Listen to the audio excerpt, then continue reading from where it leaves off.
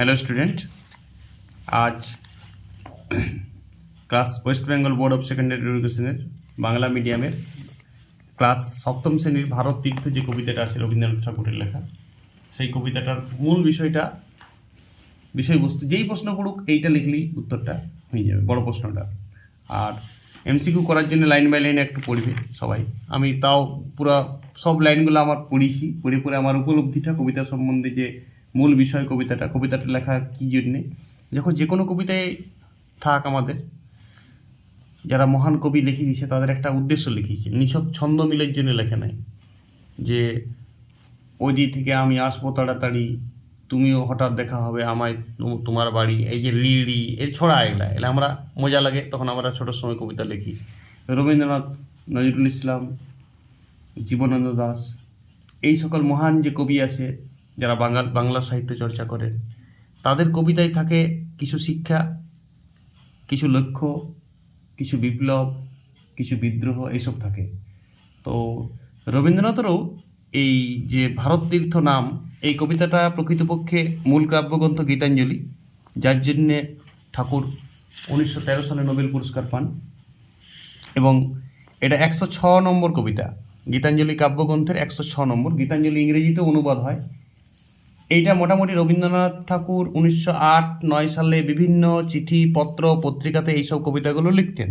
তারপরে সেগুলোকে সব একত্রিত করে গীতাঞ্জলি কাব্যগ্রন্থে সংকলিত করা হয়েছে এবং তারপরে এটি ইংরেজিতে অনুবাদ করা হয়েছে। তথাকথিত ইংরেজ সরকার 1905-10 ইংরেজ ভাইসরয় লর্ড কার্জন, লর্ড মেও, এইসব ভাইসরয়দের পৃষ্ঠপোষকতায় এই কাব্যগ্রন্থটি বিশ্বে যে সাহিত্যে নোবেল পুরস্কার 1901 সাল থেকে দিতে শুরু হয়, সেখানে এই কবিতাটি, এই কাব্যগ্রন্থটিকেই মর্যাদা দেওয়া হয়েছে এবং আমাদের কবিগুরুকে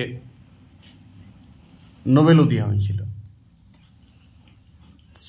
এই সময়কাল যদি আমরা প্রেক্ষাপট দেখি, সেই সময় পৃথিবীতে কী ছিল দেখো। সেই সময় আমি যদি এটা পৃথিবীর ম্যাপ বলি, এটা ইউরোপ, ঠিক আছে, এটা আফ্রিকা, এটা এশিয়া, এইখানে আমাদের ভারতবর্ষ। কবিতাতে ভারত তীর্থ বলেছেন, অর্থাৎ তীর্থ মানে ধর্মতীর্থ, যেমন হজ, মক্কা, মদিনা, জেরুজালেম। ঠিক ভারতবর্ষ পুরাটাই একটা তীর্থরূপে কল্পনা করেছে এখানে কবি। যুগ যুগ ধরে নানা জাতি, নানা রাজা আক্রমণ করেছে, নানান মানুষ এখানে এসেছে, কেউ ধর্মের জন্য এসেছে, কেউ প্রাকৃতিক সম্পদের জন্য এসেছে, কেউ কোনো মানুষ আবার এখানে অনেক দিন ধরে ছিল, যারা এখানে আদিবাসিন্দা, তারাকে অনার্য রূপে কবি এখানে দেখেছেন। ইউরোপ থেকে যারা এসেছেন তারাকে দেখেছেন শক, ইরান থেকে এসেছেন আর্য, আফগানিস্তান থেকে এসেছে পাঠান, উত্তর চীন থেকে এসেছে হুন। সবাই মিলেমিশে কিন্তু যখন কাব্য রচনা হয় কবি, তখন এইগুলো এসেছে 500-600 বছর আগে। তার মধ্যে রিসেন্ট যারা বিদেশ থেকে এসেছিল, সেই সময় অলরেডি শাসন করছিল ইংরেজ সরকার, তারাকেও ইংরেজ শাসনকালকেও কবি এখানে বাইরের ব্যক্তি দেখি যুগ যুগ ধরে এখানে এসেছে।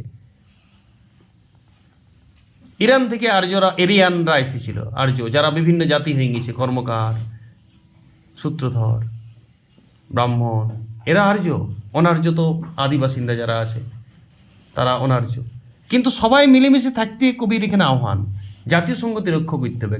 সেই সময় 1905 সালে দাঙ্গা হয়েছিল, এইখানে হিন্দু মুসলমান দাঙ্গা চলছিল, জাতি ভেদাভেদ চলছিল, বর্ণে বর্ণে বিভেদ চলছিল, উচ্চবর্ণ নিম্নবর্ণকে হিংসা করত,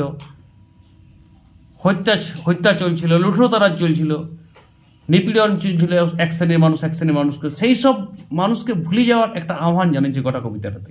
এবং ইউনিট, জাতীয় সংহতি রক্ষা, মূলত জাতীয় সংহতি রক্ষা। এই দেশটা, যে দেশটা এখন মোটামুটি সেই সময় যে তাদের একটা দেশ রূপে তৈরি হতেছিল, একটা দেশ তৈরি হতেছিল, সেই দেশটাতে যাতে করে না ভেদাভেদ হয়, হিংসা না আসে, ধর্মে ধর্মে ভেদাভেদ না হয়, জাতিতে জাতিতে ভেদাভেদ না হয়, সমাজে সমাজে ভেদাভেদ না হয়, তারই বিভিন্ন ছন্দে আহ্বান করেছে কবি এখানে।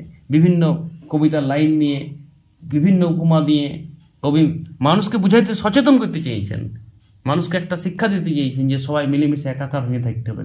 এটা একটা তীর্থক্ষেত্র। যুগ যুগ ধরে এখানে নানান জাতির বাস, নানান জাতি এসেছে, নানান মত আছে। তাই আমরা বলতে পারি এই লাইনটা যে নানা ভাষা, নানা মত, নানা পরিধান। কবি যেন এটাই বলতে খুঁজেছে, বিবিধের মাঝে দেখো মিলন মহান।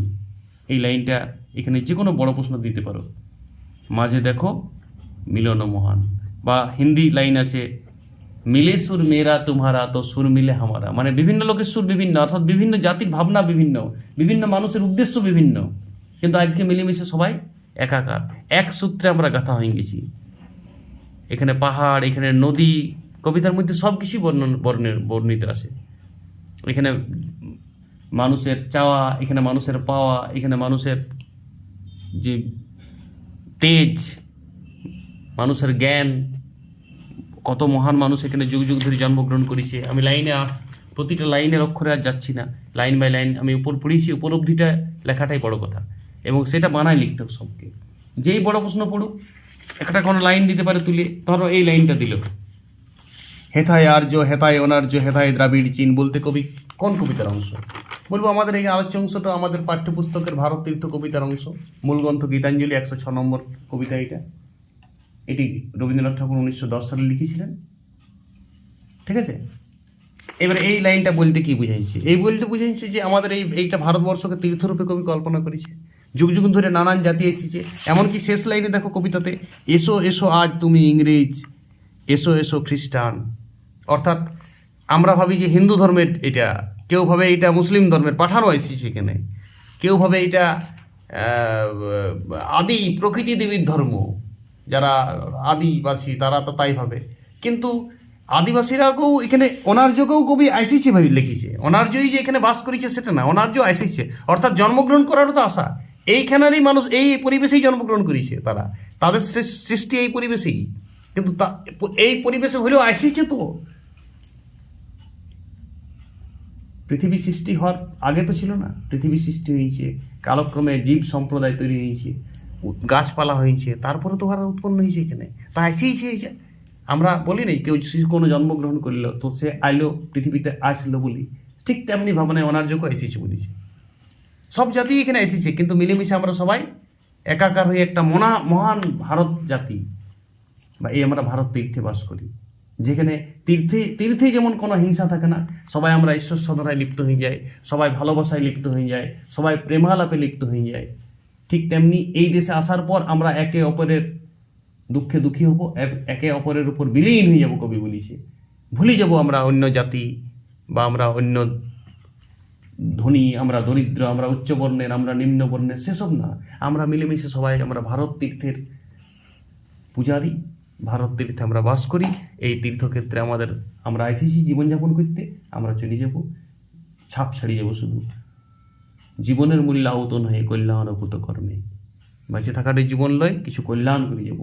ক্ষোভ, হিংসা, দেশ, বিভেদ, হত্যা, লুঠতরাজ, ধ্বংসাত্মক, শোষণ, নিপীড়ন, অত্যাচার সব ভুলে আমরা এক সূত্রে গাথা হয়ে যাব। এই ভারত তীর্থে আমরা আমাদের নশ্বর দেহকে উপভোগ করব, এখানে সৌন্দর্য উপভোগ করব, জীবনযাত্রা, এবং সবাই এক সুরে গায়ে উঠব আমরা, মিলে সুর মেরা তোমারা তো সুর বনে হামারা।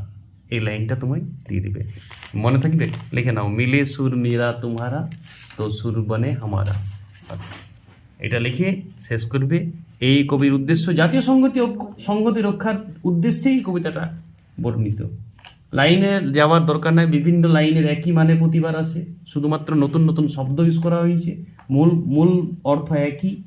আহ্বান জানিয়েছে কবি গোটা দেশের মানুষকে যে হিংসা ভুলে, দেশ ভুলে, কে প্রথম এসেছে, কার দেশ, কে বাইরের থেকে এসেছে, এইসব ভুলা, সবাই আমরা এই দেশে বাস করি। তুমি এইটা দেশ ভাবছি, একটা দেশের পাখিকে তো আটকাতে পারো না, একটা দেশের কীট পতঙ্গ তো আটকাতে পারো না, বর্ডার সিকিউরিটি ফোর্স। পাখি তো চলে আসে এই দেশ থেকে ওই দেশে, তার তো কোনো মানা নাই। তো মানুষও তো সেই প্রকৃতিরই একটা দান, মানুষ তো কৃত্রিম নয় কোনো। পাখি যদি আসা যাওয়া করতে পারে, নদী যদি যেতে পারে, হাওয়া যদি যেতে পারে, এক দেশের হাওয়া অন্য দেশে, তো এক দেশের মানুষ অন্য দেশে আসলে কি যায় আসে? এটাই কবির ভাবনা, কবির কাব্যিক ভাবনা এইটাই, কবির উদারপন্থী যে ভাবনা, তার মধ্যে এই ভাবনাটাই আছে। ঠিক আছে, কেউ কোনো পৃথিবীতে আমাদের কোনো জায়গাটাই আমাদের নিজের নয়। আমার বাড়িতে দেখবে কত পিঁপড়া থাকে, কত মাছি থাকে, সবারই প্রকৃতি। তুমি এটা কিনেছো, রেজিস্ট্রি করেছো, জায়গাটা তোমার না। পাখিকে তুমি আটকাইতে পারবে না, ওই জায়গায় চলে আসে। তুমি বলবে না যে এটা রেজিস্ট্রি করা আছে, আমার পাখি আসো না, মশা আসো না, মাছি আসো না, প্রজাপতি আসো না, মৌমাছি আসো না, হাওয়া আসো না। ওরা বুঝে না, ওরা সবাই চলে আসে, সবাই নিজের বাড়ি ভাবে সবাইকে। এরকম উদারপন্থীর মন হইতে বলিছে। হ্যাঁ, বাস, মিলে সুর মেরা তোমারা তো সুর বনে হামারা। ওকে, ভালো থাকো সবাই।